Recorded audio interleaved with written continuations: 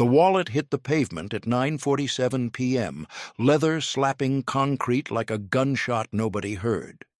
Ethan Bourne didn't notice.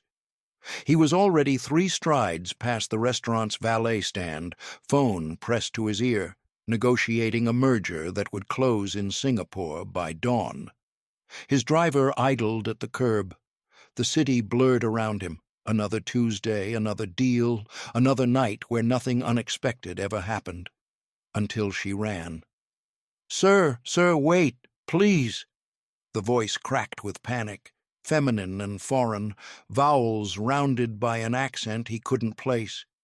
Ethan turned, irritated, already forming the words to dismiss whatever solicitation was coming. But the girl wasn't selling anything. She was sprinting. Her server's apron flapped against black pants, 2 sizes too big. Her hair had come loose from its bun, dark strands whipping across a face flushed with exertion.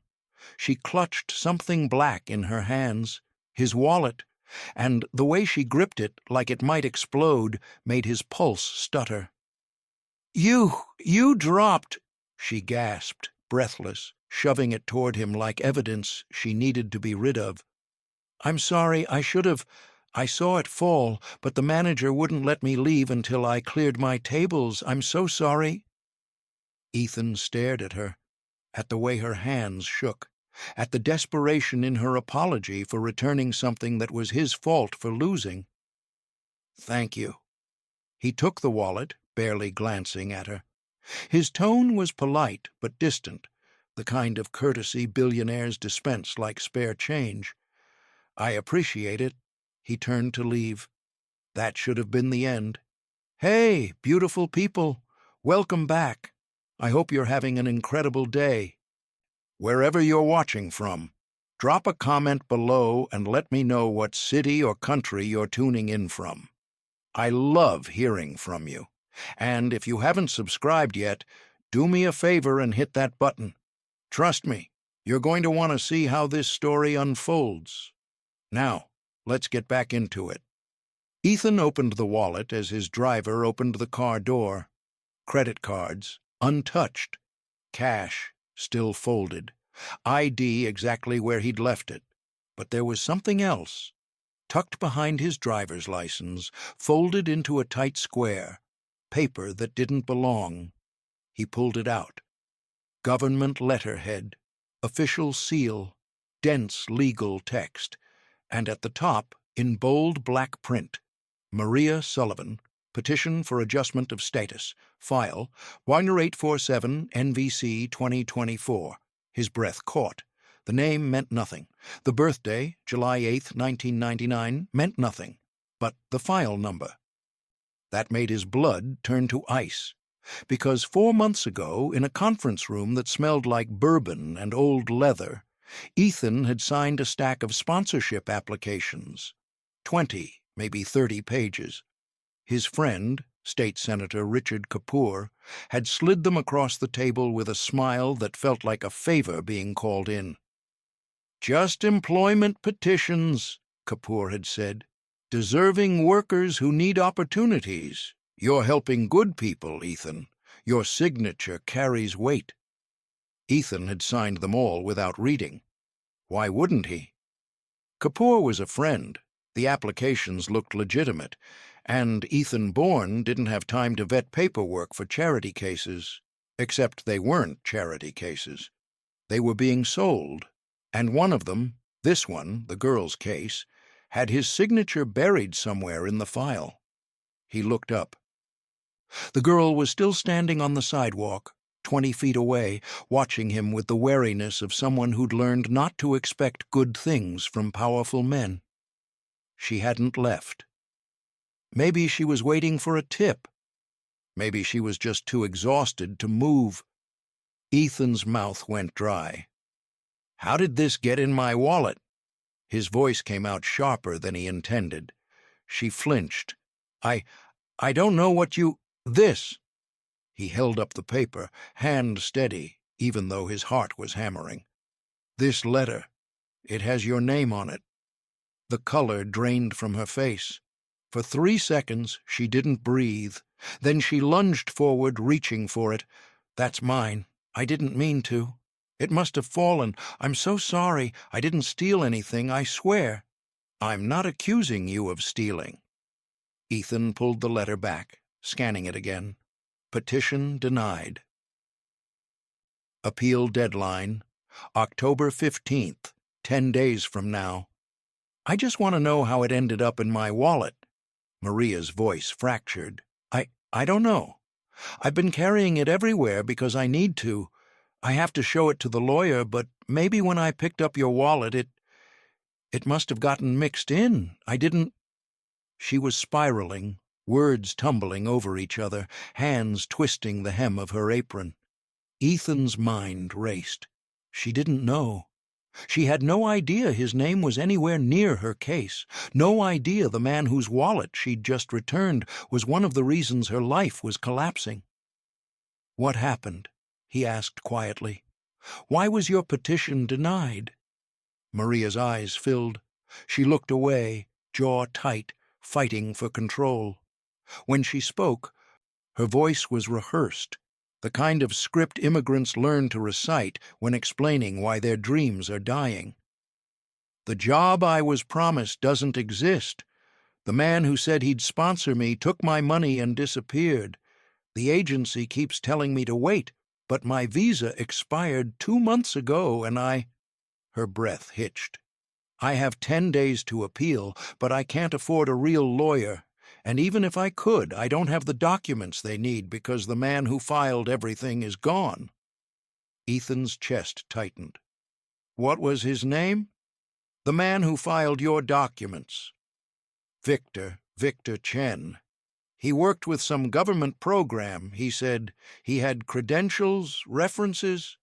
She stopped, realizing how naive that sounded. "I know. I should have been more careful." Ethan's grip on the letter tightened.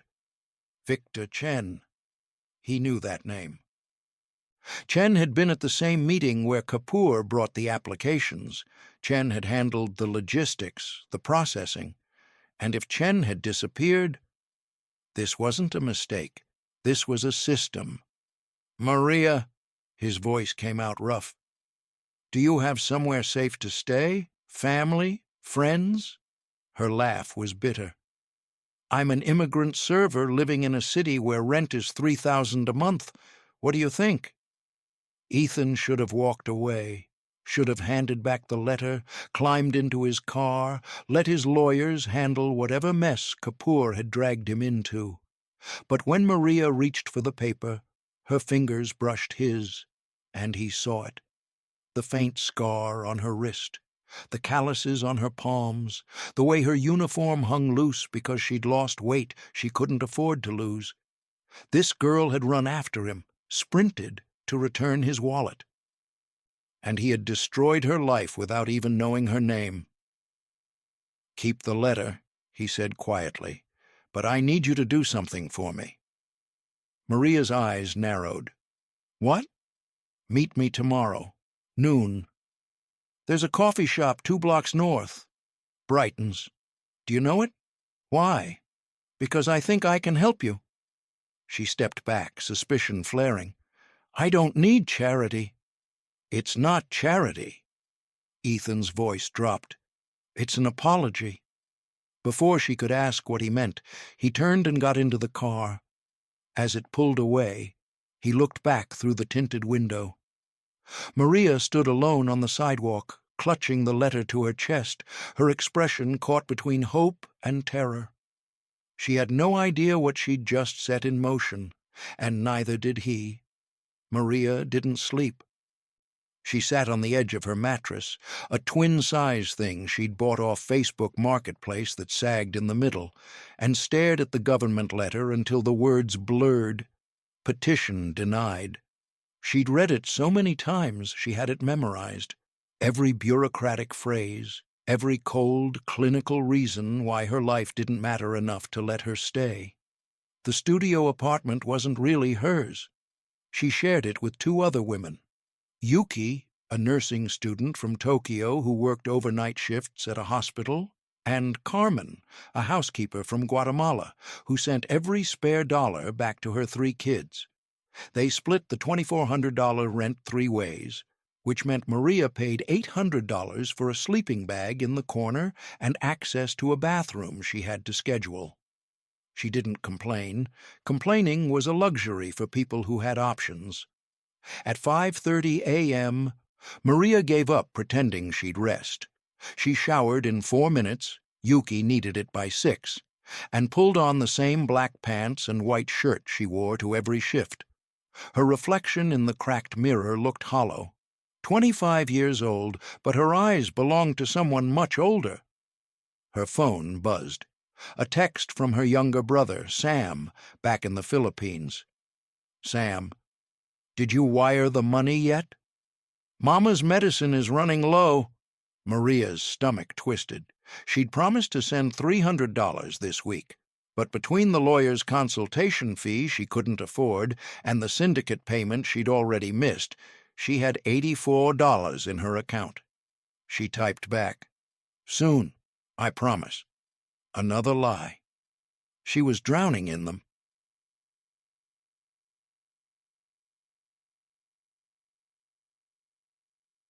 Ethan didn't sleep either. He sat in his penthouse office, floor-to-ceiling windows framing the city's glittering skyline, and read through every document his private investigator had sent over in the last 6 hours. Victor Chen. Disappeared 3 months ago. Last known location, a P.O. box in Jersey that had been cleared out. Senator Richard Kapoor. Campaign finance records showed donations from 7 companies tied to immigrant labor trafficking. Clean on paper, untouchable in practice. And the sponsorship applications, Ethan's signature was on 43 of them, not 20, not 30. 43 cases, all filed through Chen's consulting firm, all processed with expedited fees that someone had paid under the table. The files read like a catalog of exploitation. Workers promised jobs that didn't exist, visas tied to employers who vanished, appeal deadlines set up to fail. Ethan had enabled all of it with a pen and 30 seconds of trust. His assistant, Grace, appeared in the doorway, holding a coffee she knew he wouldn't drink. She'd worked for him for 8 years, long enough to recognize when he was spiraling. "You've been up all night," she said. "I've been up longer than that." Ethan didn't look away from the screen. "Grace, if you signed something you thought was legitimate, and it turned out to be part of a trafficking operation, what would you do?" Grace set the coffee down carefully. "Is this hypothetical?" "No." She was quiet for a moment. "I'd burn it down, every person involved. Even if it meant burning yourself? Especially then." Grace's voice hardened, "because the only thing worse than being complicit is staying complicit." Ethan finally looked up. "What if fixing it puts someone else at risk? Someone innocent?" "You mean the girl?" He didn't ask how she knew. Grace always knew. "Her name is Maria Sullivan," Ethan said quietly. "She's 25. She's been in the country for 2 years on a work visa that was tied to fraudulent sponsorship. She's days away from deportation because of paperwork I signed without reading. And if I expose Kapoor and Chen, the entire network collapses, including any chance she has at an appeal." Grace crossed her arms. "And if you don't expose them?" "She disappears, goes underground, lives in the shadows until ICE finds her or she gives up and leaves." "Sounds like she's already made her choice." Ethan's jaw tightened. She shouldn't have to.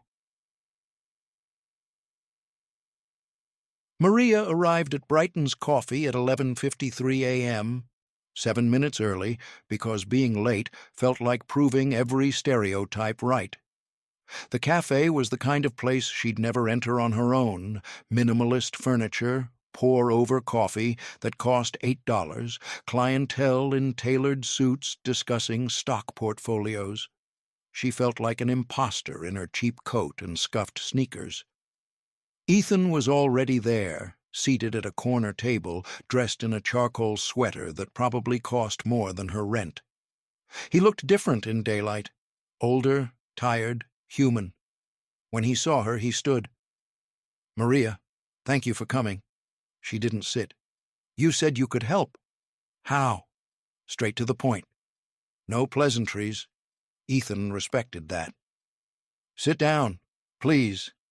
Maria hesitated, then slid into the chair across from him, spine straight, hands folded in her lap. Every muscle in her body screamed, "Run." Ethan leaned forward. "I'm going to ask you something, and I need you to be honest. Do you know who filed your sponsorship application? Not Victor Chen. I mean the person whose signature is on the approval forms." Maria frowned. "I don't know. Chen said it was some businessman who sponsors workers through a foundation. He never told me the name." "Did Chen ever mention Senator Richard Kapoor?" Her face went blank. "No? Why?" Ethan exhaled slowly. This was the moment, the point of no return. "Because my signature is on your file, Maria, and 42 others just like it." The words hung in the air like smoke. Maria stared at him, blinked. Her mouth opened, but no sound came out. "I didn't know what I was signing," Ethan continued, voice urgent. "Kapoor told me they were legitimate sponsorships. I trusted him. I was wrong. And now your case, your life, is tied to a system I accidentally helped build." Maria stood so fast her chair scraped the floor. "You're telling me you're the reason I'm being deported?" "I'm telling you I'm one of the reasons your petition failed. But I'm also telling you I'm going to fix it." "Fix it?" Her laugh was sharp, bitter. "You think you can just fix this? Do you have any idea what I've been through? What I've sacrificed?" "No," Ethan admitted, "but I'm trying to understand." Maria's eyes filled with tears she refused to let fall. "I left my family. I borrowed money from people who hurt you when you can't pay. I worked 80-hour weeks for tips that didn't cover rent. I did everything right, and it still wasn't enough, because men like you sign papers without caring who they destroy." The accusation hit like a fist. Ethan didn't flinch. "You're right." Maria blinked. "What?" "You're right. I didn't care. I should have, and now I do." He pulled out a folder, slid it across the table. "This is everything I've found so far. Names, transactions, proof that your case was sabotaged. It's not enough to win your appeal yet, but it's a start." Maria stared at the folder like it might bite her. "Why?" she whispered.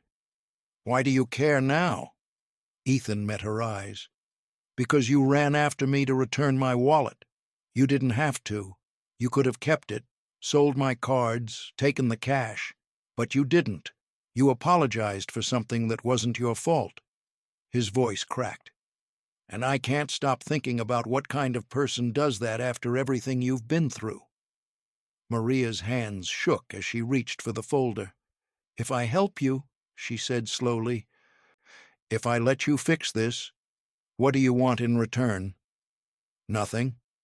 Everyone wants something." Ethan's smile was sad. "Then I want you to believe that not everyone who has power uses it to hurt people, even if I'm the exception that proves the rule." Maria opened the folder. Her eyes scanned the first page and widened. These are emails between Kapoor and Chen about selling applications." "Keep reading."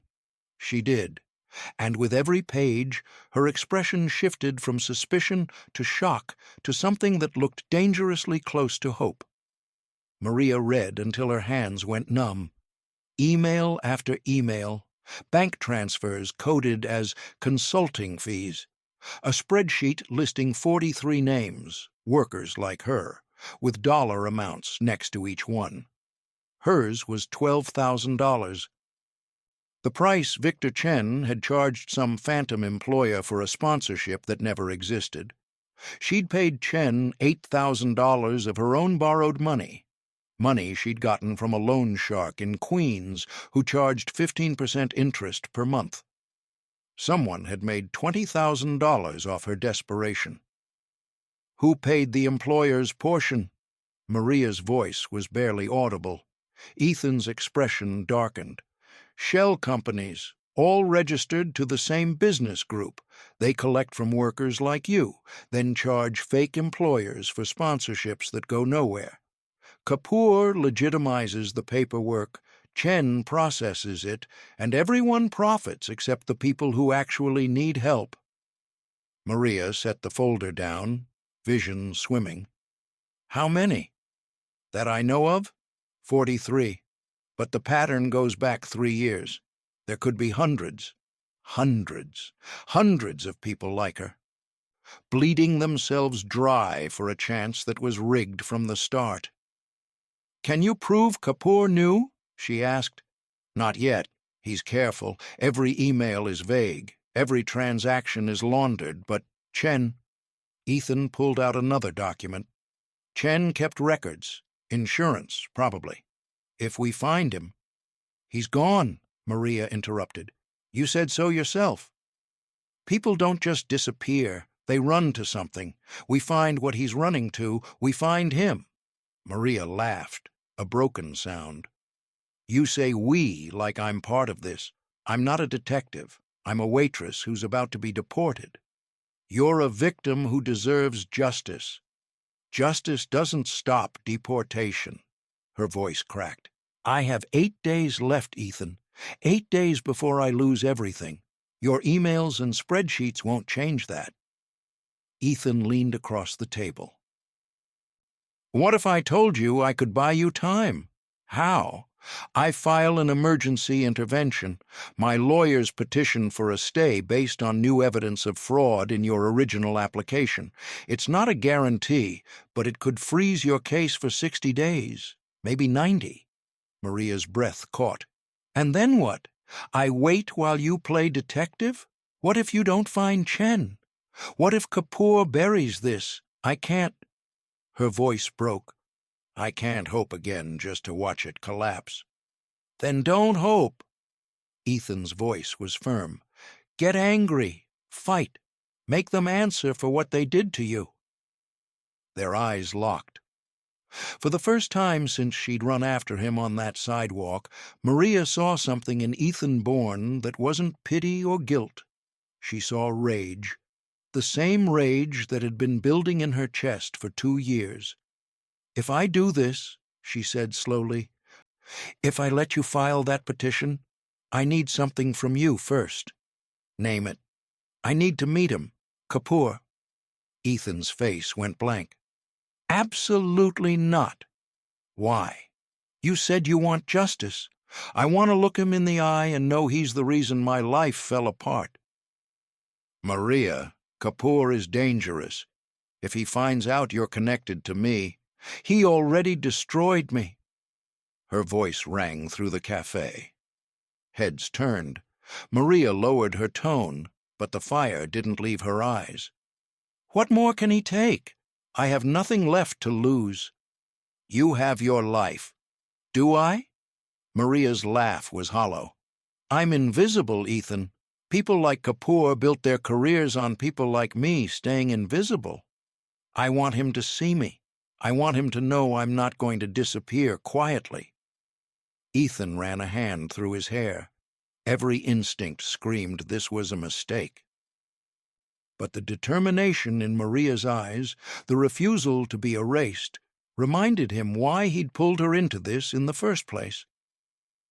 "There's a fundraiser tomorrow night," he said finally. "Kapoor will be there. Black tie, donor circuit, the usual performance. I'm expected to attend. Take me with you. Maria, as your guest, your date, whatever, just get me in the room." Ethan studied her. The girl who'd apologized for returning his wallet now sat across from him, demanding access to the man who'd sold her future. You understand what you're asking? Kapoor will smile at you, shake your hand, act like a decent man while knowing exactly what he's done. Can you handle that?" Maria's jaw set. "Can you?" "Touché." "Fine," Ethan said. "But we do this carefully. You don't confront him. You don't accuse him. You observe. You listen. And when the time is right, we use what we learn to destroy him legally." "Agreed." Maria extended her hand. Ethan shook it. Her palm was calloused and warm, her grip surprisingly strong. "There's one more thing," he said. "Tomorrow night you'll need to look the part. Gown, hair, makeup, the full donor-class costume. I'll have my assistant arrange everything." Maria's expression shuddered. "I don't need charity." "It's not charity. It's armor." Ethan's voice softened. "You want Kapoor to see you? Then we make sure he sees someone he can't dismiss, someone who belongs in that room as much as he does." Maria considered this, then nodded once, sharp. "Okay."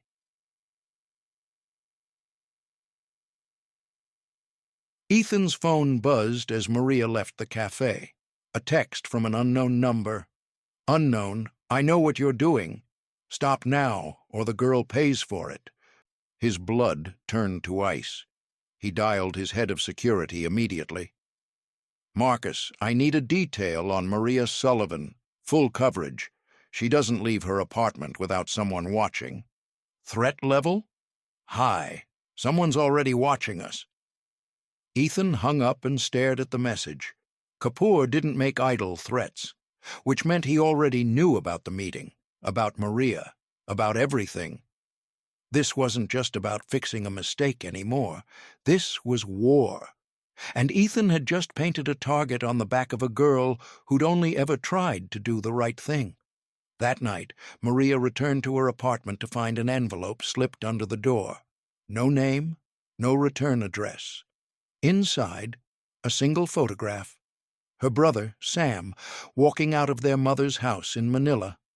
Taken yesterday, and on the back, written in careful block letters, "Your family is lovely. It would be a shame if something happened to them." Maria's knees buckled. The folder of evidence slipped from her hands, pages scattering across the floor. They knew everything, and now they had leverage. Her phone rang. Ethan's name flashed on the screen. Maria answered, voice hollow. "They sent me a picture of my brother." Silence. Then, "I'm coming to get you. Pack a bag. You're not safe there." "Ethan." "Now, Maria. We're out of time." She looked at the photo again. Sam's smile, frozen in pixels. Her mother's house in the background. The people who destroyed her case hadn't just stolen her future. They'd turned her family into hostages. Ethan's car pulled up to Maria's building at 11:47 p.m. A black SUV with tinted windows and a driver who didn't ask questions. Maria stood on the curb, clutching a duffel bag that held everything she owned. 3 changes of clothes, her brother's graduation photo, the government letter that had started this nightmare, and $84 in cash. The door opened. Ethan reached out a hand. She hesitated. "If I get in that car," Maria said quietly, "there's no going back. They'll know I'm with you. They already know." Ethan's voice was urgent. "The photo proves it. You stay here, you're exposed. You come with me, at least I can protect you." "You can't protect my family." The words hung between them like an accusation. Ethan's jaw tightened. "I have people in Manila, security contractors who specialize in this kind of thing. They'll be watching your brother by morning. Your mother, too." Maria's eyes widened. "You can do that?" "I can do a lot of things when I'm motivated." He gestured to the car. "Please, Maria, let me help." She climbed in. The interior smelled like leather and money, the kind of luxury Maria had only ever seen through restaurant windows while serving people who didn't bother learning her name. Ethan slid in beside her, and the door closed with a solid, expensive thunk. "Where are we going?" she asked. "Somewhere they can't reach you." 20 minutes later, the SUV pulled into an underground garage beneath a building Maria recognized from magazine covers.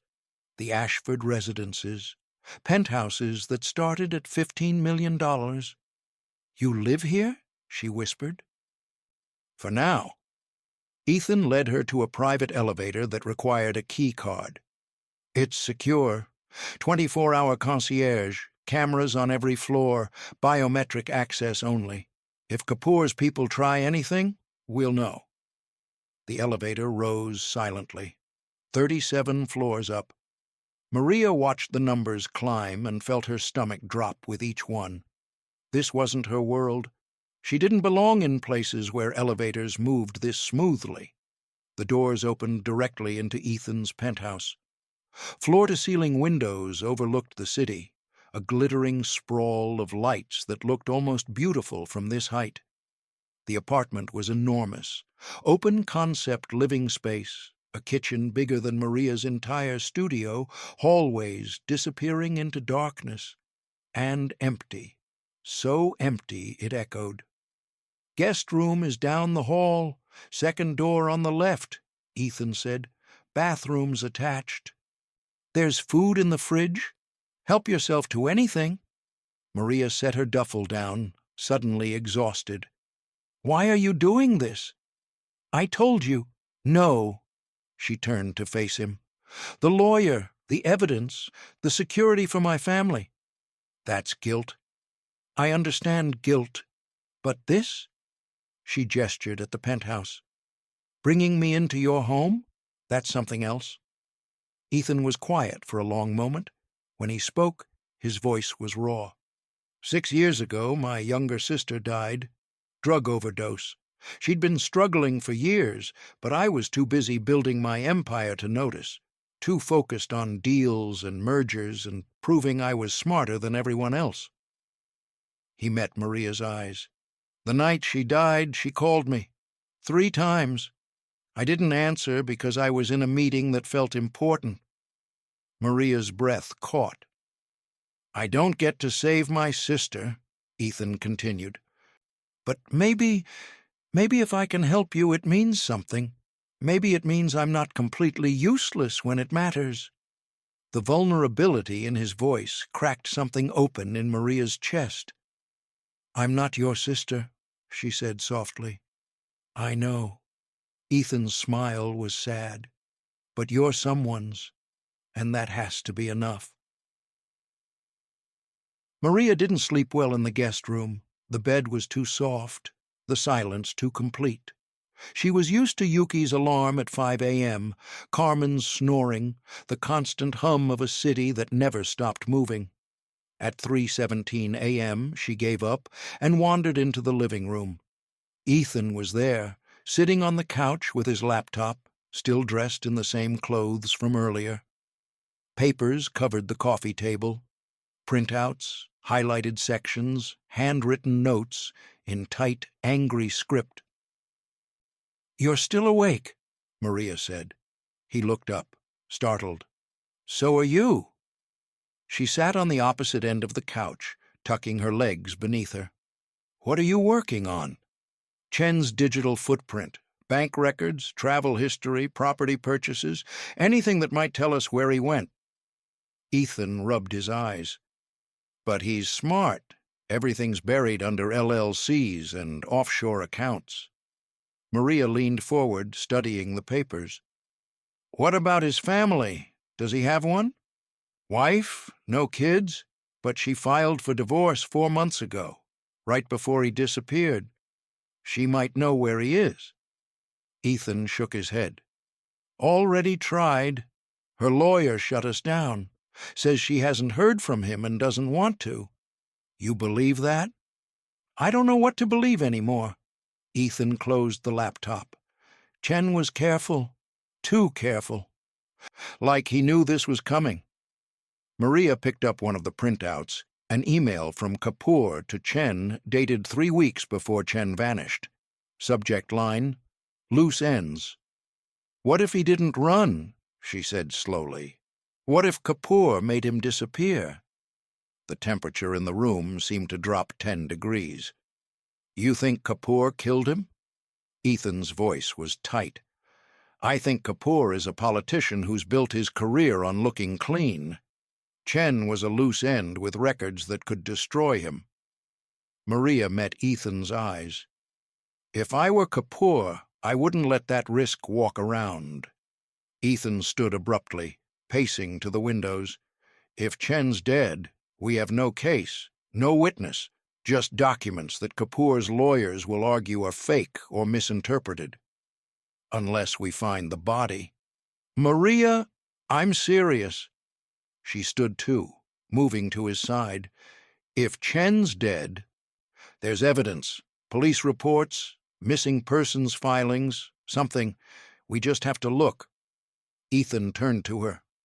In the reflection of the window, their faces overlapped, his exhausted and frustrated, hers determined and defiant. "You know what you're suggesting?" he asked quietly. "If we start digging into Chen's disappearance, Kapoor will know. He'll escalate. He already escalated. He threatened my family. And if we push him further, he might do more than threaten." Maria's voice didn't waver. "Then we push fast enough that he doesn't get the chance." For the first time since this started, Ethan saw her not as a victim to be saved, but as an ally who refused to break. Dangerous thought, compelling thought. "Tomorrow night," he said. "At the fundraiser. We watch Kapoor. We learn how he moves, who he talks to, what makes him nervous. And then we find his weakness and we exploit it." Maria nodded. "Together. Together." Ethan extended his hand. She took it. This time, neither of them let go right away. The moment stretched, charged with something neither could name. Gratitude? Trust? Something more dangerous than both? Maria pulled away first, stepping back. "I should try to sleep." "Maria." Ethan's voice stopped her at the hallway. "Thank you." "For what?" "For not giving up. On yourself. On this." He paused. "On me." She smiled, small and uncertain, but real. "Thank you for answering when I needed you to." Unlike his sister's call. The words went unspoken, but Ethan heard them anyway. At 6 a.m., Ethan's phone buzzed with a message from his security contractor in Manila. Marcus. "Eyes on the family? Brother and mother secure. No suspicious activity detected." Relief flooded through him, but beneath it, a darker realization. He was now responsible for Maria's entire world, her safety, her family's safety, her future, and if he failed, if Kapoor outmaneuvered them, she'd lose everything. The weight of it settled on his shoulders like concrete. The transformation took 3 hours. Grace arrived at the penthouse at noon with a team Maria could only describe as a beautification assault force, a stylist, makeup artist, and a rolling rack of designer gowns that probably cost more than her yearly salary. Maria stood in the guest room feeling like a fraud while strangers circled her, measuring, pinning, debating whether emerald or sapphire would complement her skin tone better. "Sapphire," Grace declared, holding up a silk gown that shimmered like water. "She needs to look untouchable. Not trying too hard, but impossible to ignore." The dress fit like it had been made for her, which, Maria realized with growing discomfort, it probably had been. Tailored in the last 12 hours based on measurements Grace had somehow acquired. "How much did this cost?" Maria whispered. Grace met her eyes in the mirror. "Does it matter?" "Yes." "Then pretend it doesn't. Tonight you're not Maria Sullivan struggling waitress. "You're Maria Sullivan, woman who belongs." Grace adjusted the dress's neckline. "Make Kapoor believe it, and he'll underestimate you. That's when you learn the most." By 6 p.m., Maria barely recognized herself. Her dark hair was swept into an elegant updo, subtle makeup made her eyes look luminous, and the gown transformed her body into something powerful and graceful. Ethan appeared in the doorway, stopped mid-step. "Is it too much?" Maria asked, suddenly self-conscious. "No." His voice was rough. "It's perfect. You're perfect." Their eyes met in the mirror.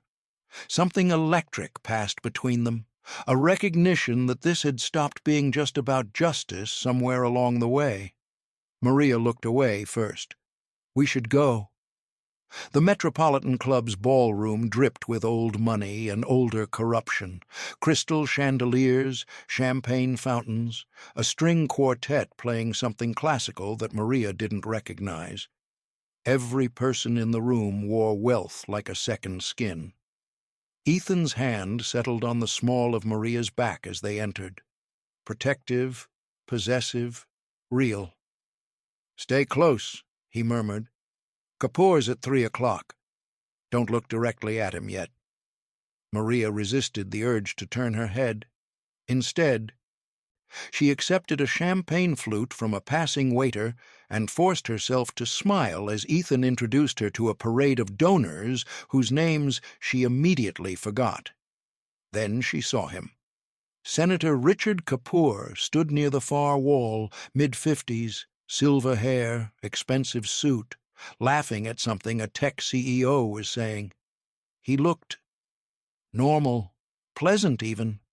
The kind of man who'd help you with your groceries, the kind of man who'd sold her future for profit and threatened her family when she got too close to the truth. "That's him?" Maria's voice was steady, but her grip on the champagne flute turned white-knuckled. "That's him." Ethan's hand pressed slightly more firmly against her back. "Remember, observe, don't engage." But Kapoor was already looking their way. His eyes skipped over Ethan with practiced familiarity, then landed on Maria. And froze. Just for a second, barely a flicker, his expression shifted. Surprise, recognition, calculation. Then the pleasant mask snapped back into place. "Ethan?" Kapoor crossed the room with extended arms, all warmth and false friendship. "Good to see you. I was afraid you'd skip this one." "Wouldn't miss it, Richard." Ethan's voice was smooth as glass. "I'd like you to meet Maria Sullivan. Maria, this is Senator Kapoor." Kapoor's smile didn't waver as he shook her hand. "A pleasure, Miss Sullivan. Any friend of Ethan's is a friend of mine." Maria forced herself to meet his eyes, to hold his gaze while her heart screamed at her to run. "The pleasure is mine, Senator," she said. "I've heard so much about your work. All good things, I hope?" His tone was light, but his grip on her hand lasted a fraction too long. "Enlightening," Maria replied. Kapoor's eyes sharpened. He knew, he absolutely knew who she was. "How do you and Ethan know each other?" The question was casual but loaded. "We met recently," Ethan interjected smoothly. "Maria's been helping me with a project. Immigration reform research." How civic-minded. Kapoor released Maria's hand. "Immigration is such a complex issue. So many people claim to need help, but you have to be careful about who actually deserves it." The words landed like a slap. Maria's voice came out cold. "And how do you determine who deserves help, Senator?" "Experience, judgment." Kapoor's smile turned sharp. "The ability to distinguish between genuine need and opportunism." "Interesting." Maria tilted her head. "And what do you call it when someone promises help, takes payment, and delivers nothing?" The air between them crystallized. Ethan's hand tightened on Maria's back in warning, but she couldn't stop now. Not when Kapoor was standing right here, smiling like he hadn't destroyed her. "I'd call that fraud," Kapoor said softly. "Wouldn't you, Ethan?" Before Ethan could respond, a new voice cut through the tension. "Richard, there you are." A woman approached, early 40s, striking, wearing a red dress that screamed money. She looped her arm through Kapoor's with the ease of long familiarity. "Ethan, Maria, this is my wife, Diana," Kapoor said. But Maria wasn't looking at Diana. She was looking at the man hovering 2 steps behind her. Mid-30s, nervous eyes, wearing a server's uniform. The same man whose photo had been in Ethan's files. Victor Chen. Not dead. Not missing. Hiding in plain sight as a goddamn server at Kapoor's fundraiser. Maria's champagne flute nearly slipped from her fingers. Chen's eyes met hers. The color drained from his face. He took a step back. "Excuse me," Maria said abruptly. "Restroom." She turned and walked away before anyone could stop her, heart hammering so hard she thought it might crack her ribs. Ethan caught up to her in the hallway. "What is it?" "Chen." She grabbed his arm. "Victor Chen is here. He's working as a server." Ethan's expression went deadly. "Are you certain?" "I saw his photo in your files 50 times. It's him." They both turned back toward the ballroom entrance. Through the doorway they could see Kapoor talking to Diana, animated and relaxed, and Chen slipping through a side door toward what was probably the kitchen. "He's running," Ethan said. "Then we follow him." They moved through the crowd, ignoring the curious glances, and pushed through the service door Chen had taken. The corridor beyond was stark. White walls, harsh lighting, the clatter of kitchen staff prepping food. Chen was at the far end, pushing through an emergency exit. "Chen!" Ethan's voice echoed. Chen looked back, terror written across his features, and bolted. Ethan and Maria ran after him, Maria kicking off her heels to move faster. The exit led to a back alley, dumpsters and delivery trucks, and the smell of garbage. Chen was halfway down the alley when Ethan caught him, slamming him against a brick wall. "Where have you been?" Ethan demanded. "Please." Chen's voice cracked. "You don't understand. You stole from her." Ethan shoved him harder. "You took her money, destroyed her case, and disappeared." "Start talking." "It wasn't supposed to go this far." Chen was shaking. "I was just supposed to process the applications, collect the fees. I didn't know Kapoor was going to—" "Going to what?" Maria stepped forward. "What did he do, Chen?" Chen's eyes filled with tears. "The others, the ones who complained, who threatened to report him." His voice dropped to a whisper. "They didn't just get deported, okay? They disappeared. Real disappeared. And Kapoor made me watch so I'd know what happens if I talked." The words settled over them like ice water. "How many?" Ethan's voice was barely audible. "7 that I know of." Chen's face crumpled. 7 people who asked too many questions, and I kept working for him because I was terrified I'd be next." Maria felt the ground tilt beneath her. 7 people. 7 lives erased because they wanted justice. "Why are you here?" she asked. "Why work his fundraiser?" "Because he makes me. Every month I have to show up, prove I'm still loyal, still scared." Chen looked at Maria with desperate eyes. "And now he knows you're asking questions. He's going to kill you. Both of you." "Not if we stop him first," Ethan said. "You can't stop him. He owns half the city. Judges, cops, ICE agents, they all owe him favors." "Then we go bigger." Ethan pulled out his phone. "Federal prosecutors, FBI, people he doesn't own." Chen laughed bitterly. "You think they'll believe you? I have no proof. Everything's burned. And Kapoor will have you discredited before you even file a report." Maria stepped closer. "Then give us proof. Testify. Tell them everything. I'll be dead within a week. Or you'll be free." Maria's voice was fierce. "Help us end this, Chen, for the 7 who can't fight back anymore, for all of us who still can." Chen stared at her, at the determination in her eyes, the same determination that had terrified him about the others before Kapoor silenced them. "Okay," he whispered. "Okay, but we have to move fast. Kapoor saw you recognize me.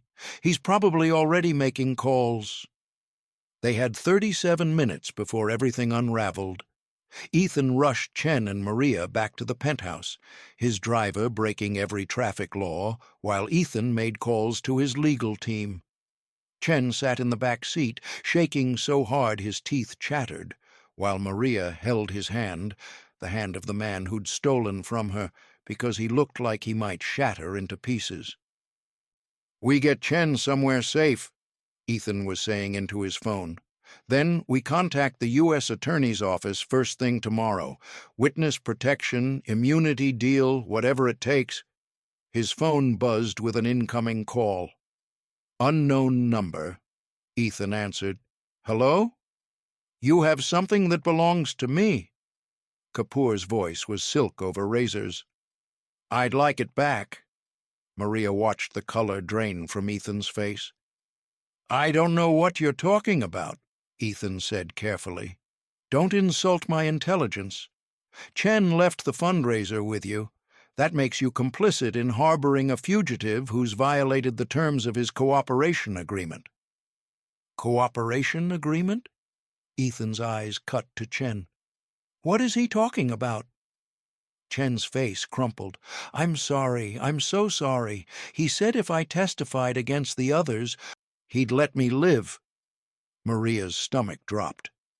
"You testified for him?" "I had to." Chen's voice broke. "The first 3 people who tried to expose him. I watched what happened. I had a choice. Help him bury them or join them. I chose to live." "You're the reason they disappeared," Maria whispered. Horror washed over her. "You helped him." On the phone, Kapoor was still talking. "Here's what's going to happen, Ethan. You're going to return my employee to me within the hour, and Ms. Sullivan will drop whatever misguided crusade she thinks she's on. Do this, and I'll pretend tonight never happened.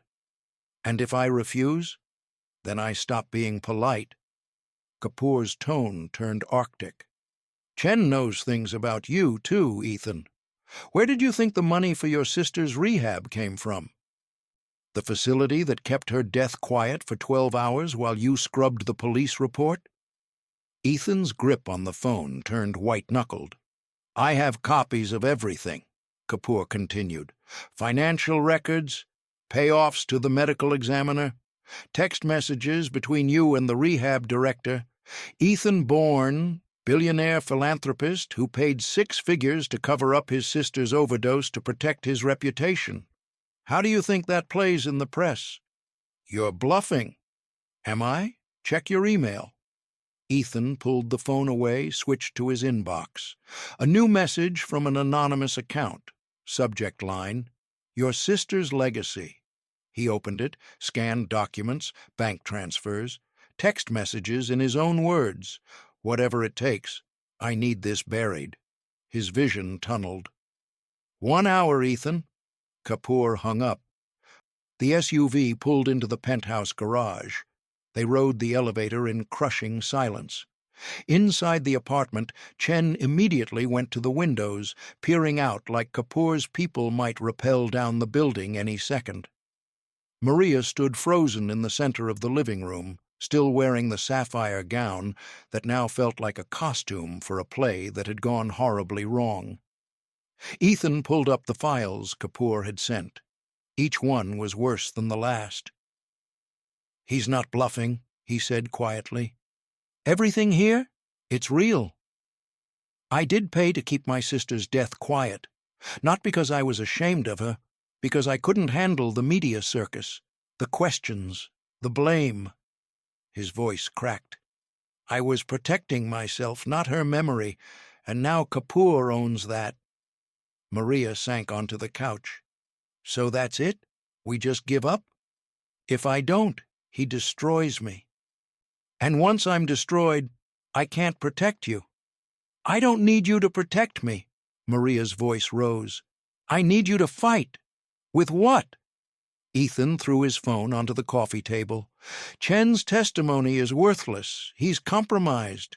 Kapoor has leverage on me. And you— He looked at her, agony in his eyes. Maria, if we keep pushing, he doesn't just deport you. He makes you disappear like the others. I can't. So we do nothing? Tears streamed down Maria's face. 7 people are dead, Ethan. 7, and we're just going to let him win because he threatens us? I'm trying to keep you alive. I don't want to survive by letting him kill the next person who asks questions. The words hung in the air like smoke. Chen spoke from the window, voice flat. It doesn't matter. He's already moving. I know how he works. By morning, you'll both have federal warrants. Conspiracy, harboring a fugitive, obstruction of justice. He'll use the legal system to crush you before you can use it against him. Maria's phone buzzed. She pulled it from her clutch with shaking hands. A text from an unknown number. An image attachment. She opened it, and the world tilted. Her brother, Sam, bound to a chair, duct tape over his mouth, eyes wide with terror. Below the image, you have 1 hour. Return what you took, or your family learns what happens when you don't listen. The phone slipped from Maria's hands. Ethan caught it, saw the photo, and went absolutely still. No, he breathed. No, no, no. The security team was watching him. He dialed immediately. Marcus, tell me you still have eyes on the family. A pause. Then Marcus's voice, tight with fury. They grabbed the brother 15 minutes ago. Professional team, 3-vehicle convoy. We lost them in traffic. Ethan's world collapsed. Find him, he ordered. Every resource we have. Find him now. He hung up and turned to Maria. She sat motionless on the couch, staring at nothing. Silent tears tracked through her makeup, but her expression was beyond grief, beyond fear. Empty. Maria, you should give Chen back. Her voice was hollow. And let me go. I'm not doing that. They have my brother, Ethan. She finally looked at him. My baby brother, who worked 2 jobs to help pay for my plane ticket here. Who believed in me when no one else did. Who's tied to a chair right now because I was stupid enough to think I could fight someone like Kapoor. We can still— Still what? Maria stood, the gown swishing around her legs. Still fight? Still hope? You were right before. I have nothing. I'm nobody. And now Sam is going to die because I forgot that. Ethan grabbed her shoulders. Listen to me. We're going to find your brother. We're going to— Stop. Maria's voice was sharp. Just stop. You can't save me. You can't save Sam. You can barely save yourself. She pulled away from him. I'm going to call Kapoor. I'm going to tell him I'll disappear, go underground, stop asking questions, vanish like he wants. And maybe he'll let Sam go. Maria, if you disappear, you're dead. You know that. Better me than Sam. Her voice broke. He's 22 years old. He has his whole life ahead of him. I'm already gone, Ethan. I've been gone since the day my petition was denied. That's not true, isn't it? She laughed, bitter and broken. I'm an expired visa with borrowed time. Even if we win, even if we somehow expose Kapoor, I still get deported. I still lose everything. At least this way, my family survives. Chen spoke from the corner, voice barely audible. He won't let the brother go, even if you surrender. Maria and Ethan turned to him. "That's not how Kapoor works," Chen continued. "He doesn't negotiate. He eliminates threats. The brother is already dead. He just doesn't know it yet. And if you try to trade yourself for him, you'll both be gone by morning." The cruel logic of it settled over the room like ash. Maria's legs gave out. She collapsed onto the couch, hands over her face, shoulders shaking with silent sobs. Ethan knelt in front of her, taking her hands. "Look at me, please." She did. Her eyes were devastated. "I am not letting Kapoor win," Ethan said. "I am not letting him take your brother. I am not letting him take you. Do you understand me?" "How?" Maria's voice was barely a whisper. "How do we stop him? We have nothing." Ethan's jaw set. "Then we get something." He stood, pulled out his phone, and made a call. "This is Ethan Bourne. I need to speak to Director Chen at the FBI." "Yes, I know it's late. Tell her it's about Senator Richard Kapoor and 7 missing immigrants. Tell her I have a witness, and I'm willing to bury my own reputation to expose him." A pause. "No, this can't wait until morning. People are dying right now." He hung up and looked at Maria. "We're going nuclear," he said. "Everything I have, reputation, money, power, I'm burning it all to take Kapoor down, because if I don't, I'll never forgive myself for letting him destroy you." Maria stared at him. "He'll destroy you too." "I know." Ethan's voice was steady. "But at least I'll have earned it." The FBI's assistant director, Catherine Hayes, arrived at the penthouse at 2:47 a.m. with 2 agents and a recording device. She was mid-50s, steel-gray hair, eyes that had seen every lie a desperate person could tell. She sat across from Ethan, Maria, and Chen with the weariness of someone who'd been pulled from sleep for yet another urgent case that would probably lead nowhere.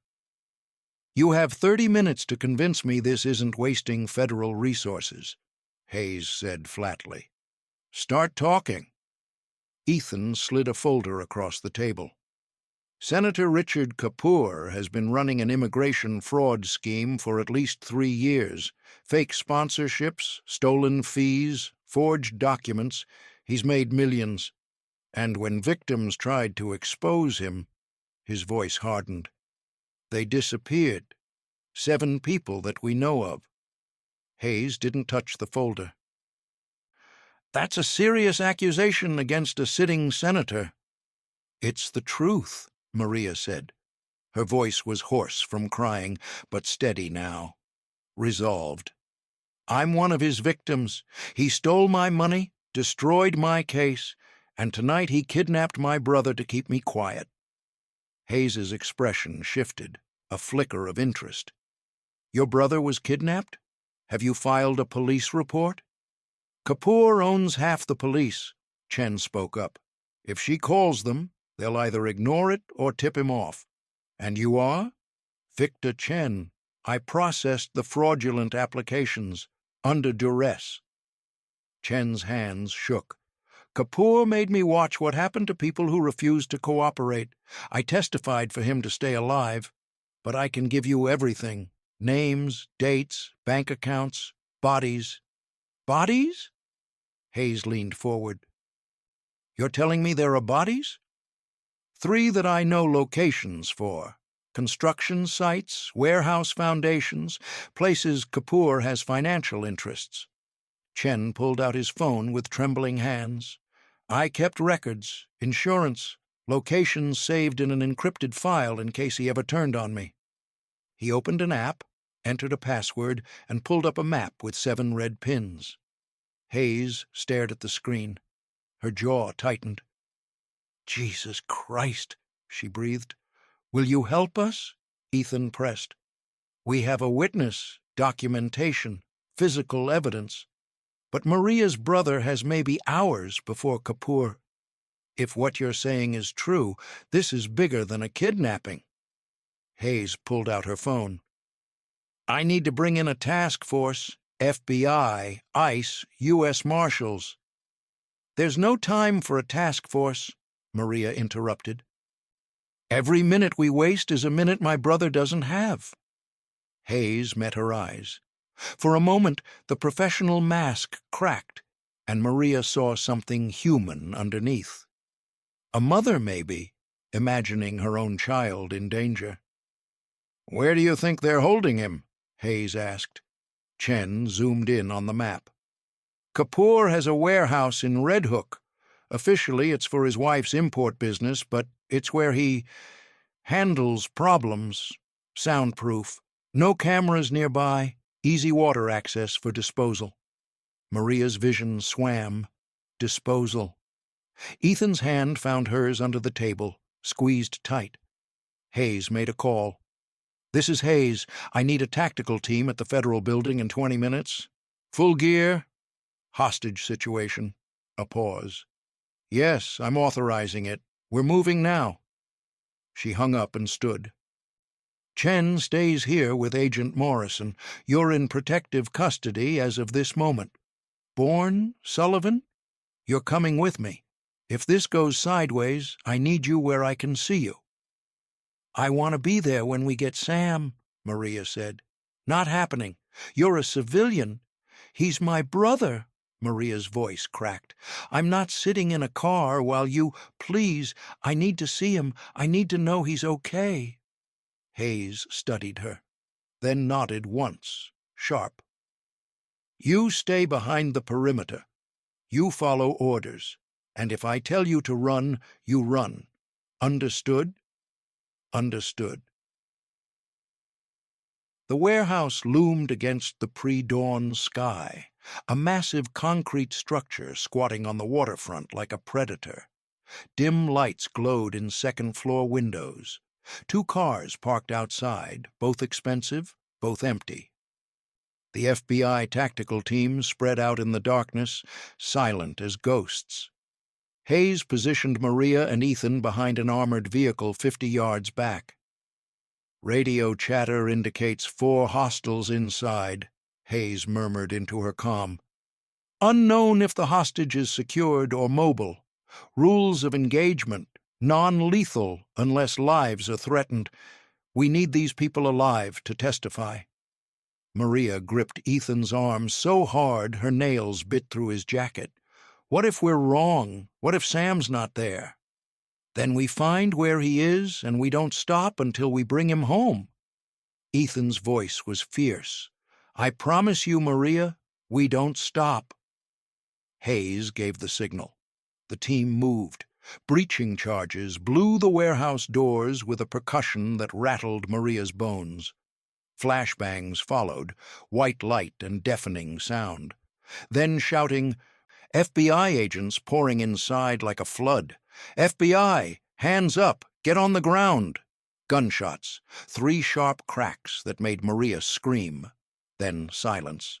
Terrible, stretching silence. Hayes's radio crackled. "Warehouse secure. 4 suspects in custody. We have the hostage. Male, early 20s, Filipino descent. He's alive." Maria's knees buckled. Ethan caught her, held her up as sobs racked her body. "He's alive," she gasped. "Oh, God, he's alive. Let's go." Hayes motioned them forward. They ran across the pavement, Maria still in the sapphire gown, now torn and dirty, Ethan in his rumpled suit, through the blown-open doors into a cavernous space that smelled like rust and fear. Sam was in the center of the room, still bound to a chair, surrounded by FBI agents cutting his restraints. His face was bruised, blood crusted under his nose. But his eyes? His eyes found Maria and filled with tears. "Maria!" She crashed into him before the agents could finish cutting the ropes, wrapping her arms around him, sobbing his name over and over. Sam buried his face in her shoulder and shook with silent tears. "I'm sorry," Maria choked out. "I'm so sorry. I never meant—" "I know." Sam's voice was raw. "I know. It's okay. You're okay." Ethan stood back, giving them space, his throat tight with emotion he couldn't name. Hayes approached him quietly. "We found something else, a laptop with encrypted files, financial records, communications between Kapoor and Chen, videos of interrogations." Her expression was grim. "This is going to blow up bigger than we thought. Kapoor's network includes 2 judges, a deputy ICE director, and 3 police captains. We're talking RICO charges. Conspiracy, murder. This is going to take down half the city's power structure." "Good," Ethan said. "Burn it all." "It means you're going to be subpoenaed. Your sister's case, the payoffs, everything Kapoor threatened you with comes out during trial." Ethan watched Maria hold her brother, watched them cling to each other like survivors of a shipwreck. "I know," he said quietly. "I'm ready." Hayes nodded with something like respect. "Most people in your position would lawyer up and run. Why aren't you?" Ethan's eyes didn't leave Maria. "Because some things matter more than reputation." Dawn broke over the city as they left the warehouse. Sam was loaded into an ambulance, dehydrated and bruised, but miraculously unharmed otherwise. Maria rode with him, holding his hand. Whispering apologies, he kept trying to interrupt with forgiveness.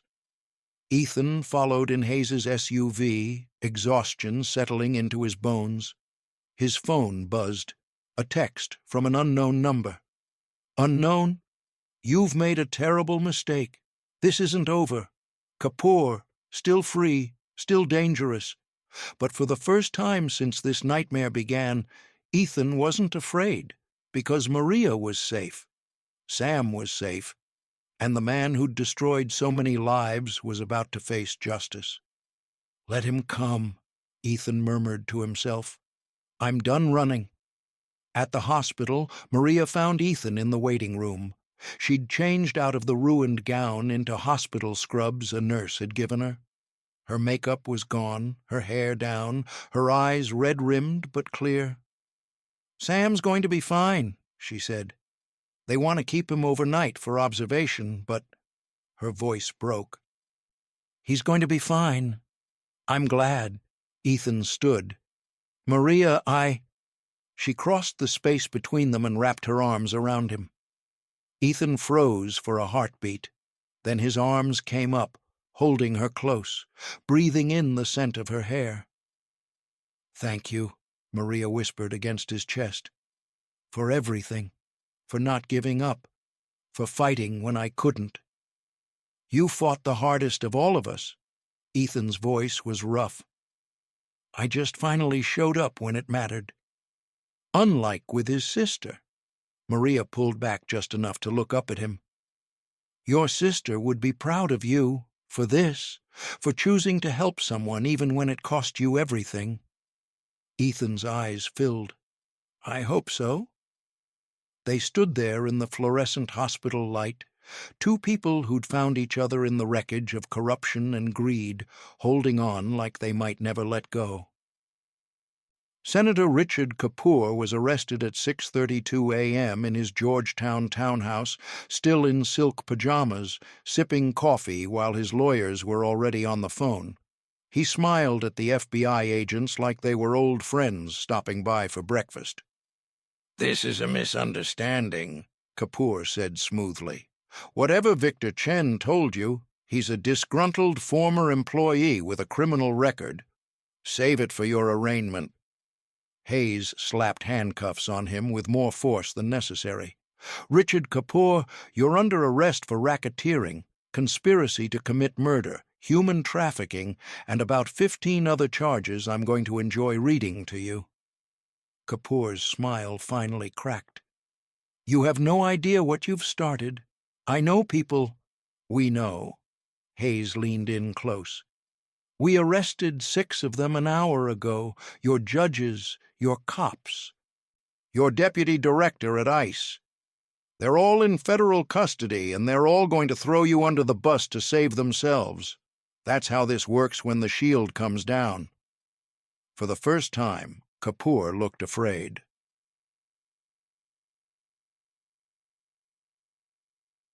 The arraignment happened 72 hours later in a federal courthouse packed with reporters, victims, and the curious. Maria sat in the gallery between Ethan and Sam, watching Kapoor shuffle in wearing an orange jumpsuit and ankle chains. He looked smaller now, ordinary, just a man who'd mistaken power for invincibility. The prosecutor, a woman named Jessica Torres, who'd built her career on corruption cases, stood and began listing charges. Each one landed like a hammer blow. Count 1, racketeering. Count 2, conspiracy to commit murder. Count 3, human trafficking. The list went on for 6 minutes. When Torres finished, she turned to the judge. "Your Honor, the government requests remand without bail. The defendant has significant financial resources, international connections, and has already demonstrated a willingness to harm witnesses. He is an extreme flight risk." Kapoor's lawyer, a silver-haired man in a suit that cost more than most cars, stood immediately. "Your Honor, Senator Kapoor is a respected public servant with deep ties to this community. These charges are based on the testimony of a known fraudster." "A known fraudster who kept meticulous records," Torres interrupted. She placed a thick binder on the table with a resonant thud. "Financial transactions, recorded conversations, emails detailing the systematic exploitation of vulnerable immigrants, and GPS data placing the defendant at 3 separate locations where bodies were buried." The courtroom erupted in whispers. The judge, a woman in her 60s with steel in her eyes, banged her gavel. "Order!" She looked at Kapoor with undisguised contempt. "Bail is denied. The defendant will remain in federal custody pending trial." Kapoor's face went ashen. As marshals led him away, his eyes swept the gallery and landed on Maria. The hatred in that look was absolute. Maria met his gaze and didn't flinch, didn't look away. "You don't own me anymore." And the weeks that followed were a blur of depositions, interviews, and testimony. Chen turned state's witness, his immunity deal contingent on full cooperation. He spent 16 hours over 3 days walking federal prosecutors through every crime, every victim, every body. The media frenzy was volcanic. Cable news ran the story 24/7. Senator's secret immigration scheme exposed. Bodies found at construction sites linked to Kapoor. 7 dead, dozens exploited in massive fraud ring. Ethan's past came out too, just as Kapoor had threatened. The payoffs surrounding his sister's death. The cover-up. His reputation took hits from every angle, but instead of hiding, Ethan went on 60 Minutes and told the truth. "I was ashamed," he said, looking directly into the camera. "I was ashamed of my sister's addiction, ashamed that I'd failed to save her, and I let that shame dictate my actions. I paid to keep her death quiet, not to honor her memory, but to protect mine. That was wrong, and I'm spending the rest of my life trying to do better." The interview went viral. Public opinion, initially savage, began to shift. People saw not a corrupt billionaire, but a broken brother trying to atone. Maria watched from Ethan's penthouse, where she'd been staying since the warehouse rescue. Sam sat beside her, arm around her shoulders. "He's brave," Sam said quietly. "Admitting that in front of millions of people. He's trying to make it right." Maria's voice was soft. "That's all any of us can do." Maria's own testimony came 3 weeks into the investigation. She sat in a conference room surrounded by prosecutors and told her story. The promises Chen made, the money she borrowed, the moment she realized she'd been scammed, the terror of knowing her life was collapsing, and the night she returned a wallet and accidentally uncovered an empire built on suffering. "Why didn't you just keep the wallet?" one prosecutor asked. "You were desperate for money. No one would have blamed you." Maria looked up, eyes clear. "Because keeping it would have made me like them, like the people who stole from me, and I'd rather lose everything than become that." The room was silent. Torres, the lead prosecutor, leaned forward. "Ms. Sullivan, your testimony is going to be crucial at trial. Kapoor's defense will try to discredit you. They'll say you're bitter, opportunistic, that you're only doing this for immigration benefits. Can you handle that?" "I've been called worse," Maria said, "and unlike them, I have nothing to hide." The trial began on a cold November morning, 6 weeks after Kapoor's arrest. The prosecution called 47 witnesses over 12 days. Chen testified for 16 hours, walking the jury through the mechanics of the fraud. Victims testified to money lost, lives destroyed, families torn apart. And then Maria took the stand. She wore a simple gray dress, her hair pulled back, no jewelry except a small cross her mother had given her. She looked young and vulnerable and absolutely unbreakable. Torres walked her through her story, the hope she'd felt coming to America, the desperation when things fell apart, the moment she realized she'd been trapped in a system designed to exploit her. "And when you returned Mr. Bourne's wallet," Torres asked, "what did you expect in return?" "Nothing," Maria said. "I just knew it was the right thing to do." "Even though you were broke? Even though you could have used that money?" "Especially then." Maria's voice was steady. "Because if I'd stolen from him, I would have proven right everyone who thinks immigrants are criminals. I would have become what they already assumed I was." Torres nodded. "No further questions." Kapoor's lawyer stood for cross-examination, smile predatory. "Ms. Sullivan, isn't it true that you're only testifying because Mr. Bourne promised to fix your immigration case? He offered to help, yes. So you have a financial incentive to lie." "I have an incentive to tell the truth," Maria interrupted, voice sharp, "because 7 people are dead, 7 people who asked the same questions I did, and if I don't speak for them, who will?" The lawyer faltered. "But you're getting something out of this." "What am I getting?" Maria leaned forward. "A trial that's going to take months, media attention I never wanted, death threats from Kapoor's supporters." Her eyes blazed. "I'm not doing this for me. I'm doing this because it's right." The courtroom was absolutely silent. "No further questions," the lawyer muttered. The jury deliberated for 6 hours. When they returned, the forewoman stood and read the verdict. On count 1, racketeering, guilty. Count 2, conspiracy to commit murder, guilty. Count 3, human trafficking, guilty, guilty, guilty, guilty. All 47 counts. Maria felt Ethan's hand find hers, squeezed tight. Kapoor stared straight ahead, expressionless, as his entire world collapsed.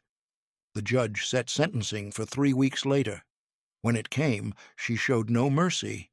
"Mr. Kapoor, you held a position of public trust and used it to prey on the most vulnerable people in our society. You destroyed lives for profit. You murdered those who dared to speak against you. The sentence of this court is life imprisonment without the possibility of parole on the murder charges, plus consecutive sentences totaling 240 years on the remaining counts." The gavel fell. Richard Kapoor would die in prison. Outside the courthouse, Maria stood with Ethan and Sam as reporters swarmed. Questions flew from every direction. Torres appeared beside them. "Ms. Sullivan, can I have a word?" They stepped aside. "The U.S. Attorney wants you to know that your cooperation has been invaluable," Torres said, "and we're fast-tracking your petition for adjustment of status. Based on your testimony in a federal prosecution, you qualify for a U visa. You'll be able to stay." Maria's breath caught. "Stay? In America? Legally, permanently, with a path to citizenship if you want it." Tears flooded Maria's eyes. Sam whooped and grabbed her in a crushing hug. Maria looked at Ethan over her brother's shoulder.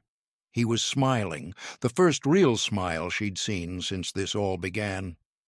"You did it," he said softly. "You won."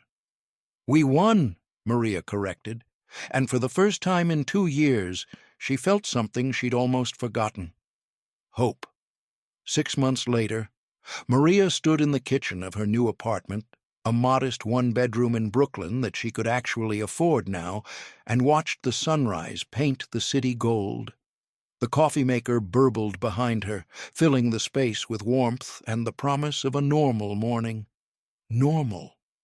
What a gift that word had become. Her phone buzzed with a text from Sam, back in Manila finishing his degree. "Mama wants to know if you're still coming for Christmas. She's already planning to cook for a week straight." Maria smiled and typed back, "Tell her yes, and tell her to save room for one more. I'm bringing someone." 3 dots appeared. Then, finally, Ethan better be ready for the interrogation. She laughed out loud. Her family had adopted Ethan through video calls and news coverage, but meeting him in person would be different. Her mother had already warned her. "A man who fights for you like that, you don't let him go." Maria wasn't planning to. The apartment buzzer rang. She pressed the intercom. "Come up." Ethan arrived 3 minutes later, carrying a bag from her favorite bakery and wearing jeans and a sweater that made him look younger. Less like the billionaire from magazine covers, and more like the man who'd held her hand through testimony and tears. "Good morning." He kissed her cheek, a gesture that had become comfortable over the months of late-night strategy sessions and early-morning coffee runs. Comfortable, but still electric in ways that made her heart skip. "You didn't have to bring breakfast," Maria said, though she was already reaching for the bag. "I wanted to." Ethan set it on the small kitchen counter. "Besides, today's a big day. You need fuel."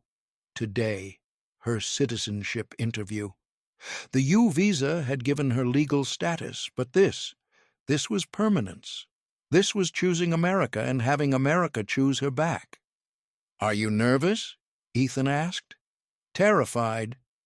Maria pulled out pastries, hands not quite steady. "What if they ask something I don't know? What if I mess up the civics questions? You've been studying for 3 months. You know this stuff better than most natural-born citizens." He caught her hand. "Maria, you're going to be fine. Better than fine. You're going to walk in there and show them exactly the kind of person this country needs." She met his eyes, found certainty there. Trust, love. That last one still took her breath away. "Come with me?" she asked. "To the interview? I thought you'd never ask." The USCIS office was sterile and bureaucratic. Fluorescent lights, plastic chairs, walls covered in informational posters in 12 languages. Maria checked in at the front desk, her application folder clutched against her chest like a shield. The waiting room was full of people like her, immigrants holding documents and hope in equal measure, waiting for America to decide if they were worthy. Maria thought about the 42 other names in Chen's files. The ones who'd been denied, deported, disappeared. The ones who'd never gotten this second chance. She was here for them, too. "Maria Sullivan?" A woman in her 40s appeared in the doorway, official and efficient. Maria stood. Ethan squeezed her hand once. "You've got this," and let go. The interview room was small and plain. Maria sat across from the officer, whose nameplate read J. Morrison. "Ms. Sullivan," Morrison began, opening the file, "I've reviewed your application. Your case is unique." Maria's stomach clenched. "Unique how?" "You came to this country on a work visa that was fraudulently obtained, overstayed after it expired, and then helped bring down a sitting senator and a federal corruption ring." Morrison looked up. "That's not a typical path to citizenship." "No, ma'am." "Why do you want to be an American citizen?" The question hung in the air. Maria thought about her answer, the one she'd rehearsed, the safe, diplomatic response about opportunity and freedom. But that wasn't the whole truth. "Because this country broke my heart," Maria said quietly, "and then gave me the tools to fix it." Morrison's eyebrows rose. "I came here believing America was a place where hard work mattered more than where you were born," Maria continued. "And when that turned out to be a lie, when I realized the system was rigged against people like me, I could have given up, gone home, accepted that I didn't belong. Why didn't you?" "Because of the people who didn't give up on me." Maria's voice strengthened. "A man who had every reason to walk away but chose to fight instead.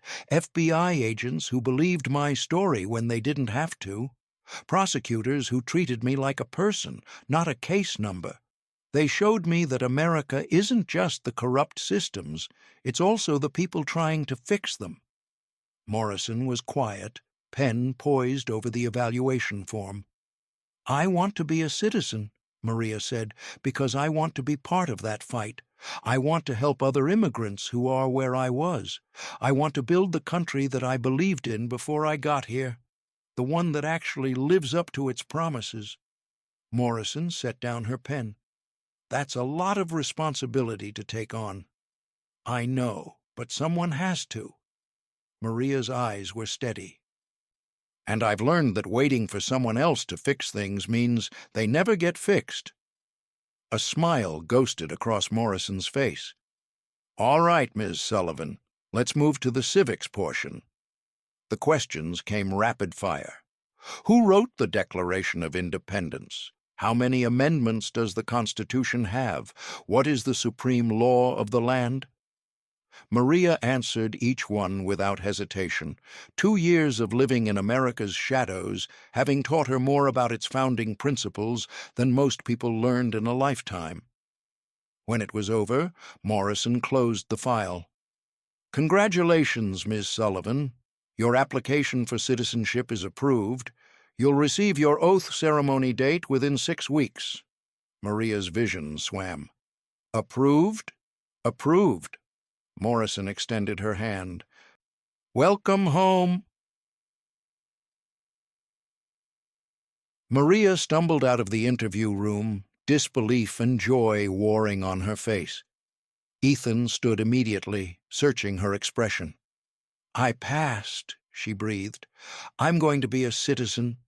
Ethan's face split into a grin. He pulled her into his arms, lifting her off her feet, and Maria laughed, a sound of pure, uncomplicated happiness. "I'm so proud of you," he murmured against her hair. "So damn proud." When he set her down, his hands stayed on her waist. His expression turned serious. "Maria, there's something I need to ask you." Her heart stuttered. "Okay." "These last 6 months, getting to know you, watching you fight, seeing how you've rebuilt your life." He paused. "You're the strongest person I've ever met, and the kindest. And I don't want to imagine my future without you in it." "Ethan, let me finish." His thumb traced circles on her hip. "I know it's complicated. I know I'm still dealing with the fallout from the trial. I know you're just starting to figure out who you are in this new life. But I also know that I'm in love with you, completely, hopelessly." Maria's breath caught. "I'm not asking you to marry me, not yet," Ethan continued. "I'm just asking, will you let me keep showing up, keep fighting beside you, keep building something with you?" Tears streamed down Maria's face. "You're an idiot." Ethan blinked. "What?" "You don't have to ask permission to stay in my life, Ethan. You're already in it. You've been in it since the night you opened that wallet and decided my name mattered." She cupped his face in her hands. "I love you, too. And yes, yes to all of it, to building something, to fighting together, to whatever comes next." He kissed her then, soft and reverent, in the middle of a government office waiting room while immigrants and officials and bureaucrats flowed around them. It wasn't a fairy tale ending. It was better. It was real. 3 months later, Maria stood in a federal courthouse, the same one where Kapoor had been sentenced, surrounded by 97 other immigrants from 42 countries. They wore their best clothes and held small American flags, faces reflecting every emotion, from joy to relief to determination. The judge entered. Everyone stood. "Please raise your right hand and repeat after me," the judge began. Maria lifted her hand. Ethan sat in the gallery behind her. Sam beside him via video call from Manila, her mother's face on the screen wet with tears. "I hereby declare, on oath, that I absolutely and entirely renounce and abjure all allegiance." Maria's voice joined the chorus. 98 voices from 98 different stories, all choosing the same future. When it was over, when the judge declared them citizens, the room erupted in applause and tears and languages Maria didn't speak but understood perfectly. She turned and found Ethan immediately. He was standing, clapping, eyes bright.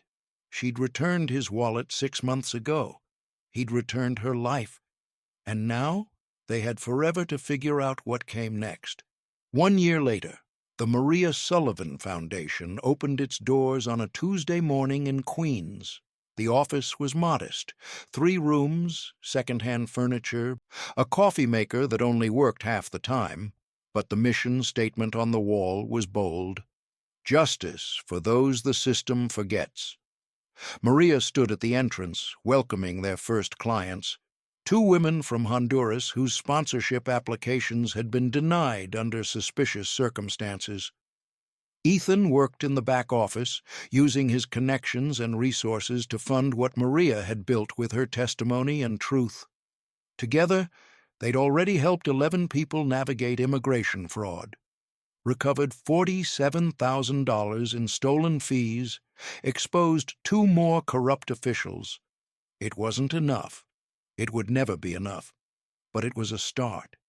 And as Maria listened to the women tell their stories, heard the fear and hope and determination in their voices, she thought about that night outside the restaurant.